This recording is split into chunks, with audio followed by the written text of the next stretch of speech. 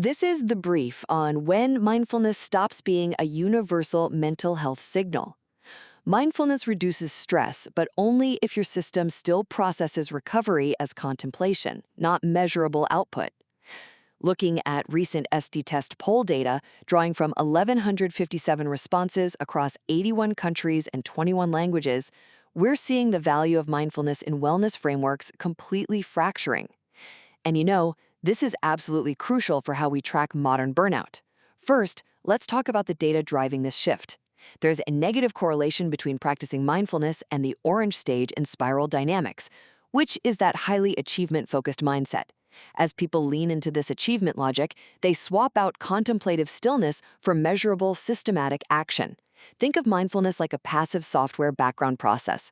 A hyper-driven operating system literally rejects it because it can't track its metrics, wanting actionable output instead. Second, this creates what we call a prediction gap. If you remove mindfulness as a baseline signal, different mindsets lose completely different things. The purple communal mindset loses its grounding, blue loses its structured reflection, and green loses its space for emotional processing.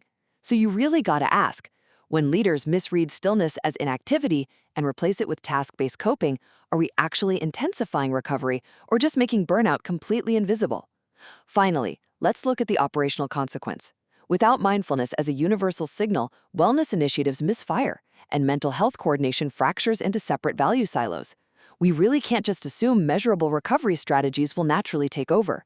So, when organizations blindly remove mindfulness without checking if achievement logic fills the gap, burnout visibility simply drops.